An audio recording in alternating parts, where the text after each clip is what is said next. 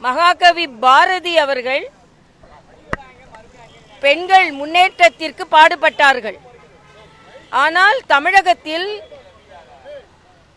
துரதிர்ஷ்டவசமாக ஆட்சியாளர்களால் பாரதி அந்த அளவிற்கு கொண்டாடப்படுவதில்லை. தமிழக திராவிட முன்னேற்ற கழக ஆட்சியினால்.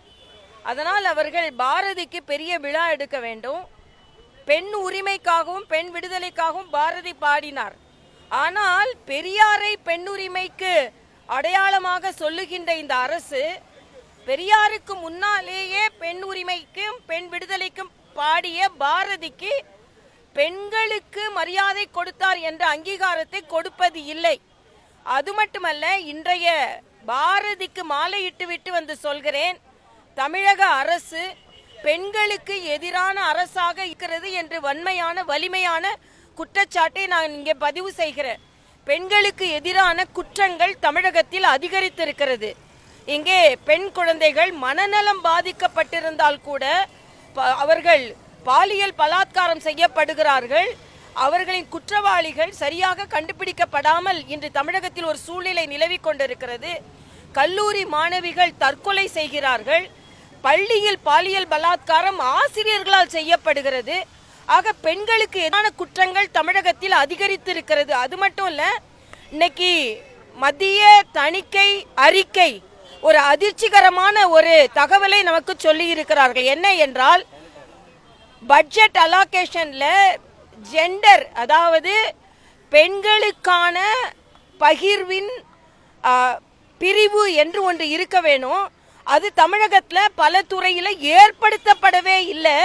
அதனால நீங்க பாத்தீங்கன்னா இந்தியாவிலேயே அதிகமாக பெண்கள் கைத்தறியில் வேலை செய்கிறார்கள். ஆனால் அவர்களுக்கு நிதியே ஒதுக்கப்படவில்லை.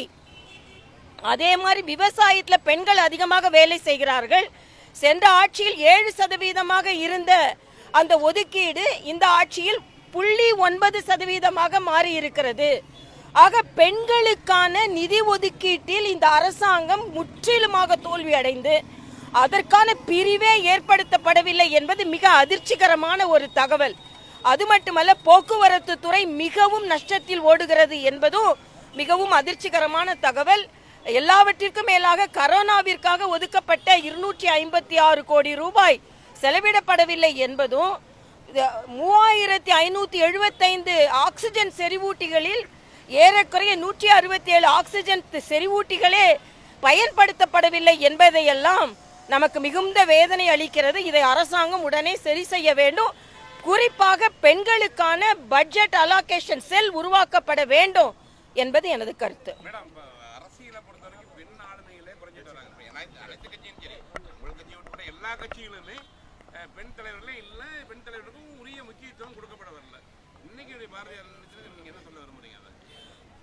பாரதிய ஜனதா கட்சியில் நிர்வாகத்தில் 33% இடஒதுக்கீடு இருக்கிறது. அதனால்தான் நீங்க பாத்தீங்கன்னா பாரதிய ஜனதா கட்சியில் அதிகமாக பெண்கள் பணியாற்றி வருகிறோம். இது பாராளுமன்றத்திலும் வர வேண்டும் என்பதுதான் நம்ம எல்லாருடைய கருத்து. ஆனா மற்ற கட்சிகளில் இந்த 33% இடஒதுக்கீடு கூட கட்சி நிர்வாகத்தில் இல்லை. அதை கொண்டு வர வேண்டும். அது மட்டுமல்ல, சாமானிய பெண்கள் பரிதவித்துக் கொண்டிருக்கிறார்கள் என்பதை CAG அறிக்கை சொல்கிறது. அதையும் நான் இங்கே பதிவு செய்கிறேன்.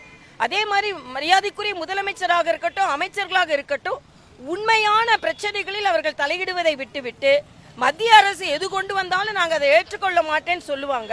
ஆனால் மத்திய அரசு கொடுக்கின்ற நிதியை கூட சரியாக பயன்படுத்தாத சூழ்நிலை தமிழகத்தில் இருக்கிறது என்பதுதான் வேதனை. இன்னொன்று, அதானி அதானி அதானி என்று சொல்கிறார்கள். முதலமைச்சர் அவர்கள் அதானியை அவர்கள் சந்திக்கவில்லை என்று சொல்கிறார்கள்.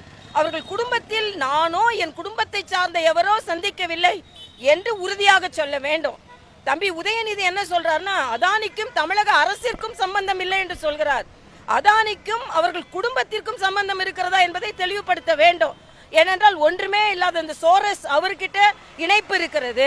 அதையெல்லாம் விட்டுவிட்டு அமெரிக்காவில் அதானியின் பிரச்சனையை அமெரிக்கா உயர்நீதிமன்றம் பார்த்து கொள்ளட்டும். ஆனா அதை விடுத்து உண்மையான திட்டங்களை நிறைவேற்ற விடாமல் பாராளுமன்றத்தை முடக்கி கொண்டிருப்பவர்கள் இன்று வேண்டாததில் கவனம் செலுத்தி மக்களுக்கான திட்டங்களில் கவனம் செலுத்தாமல் இருக்கிறார்கள். அது உடனே கவனம் செலுத்த வேண்டும் என்று நான் கேட்டுக்கொள்கிறேன். நன்றி.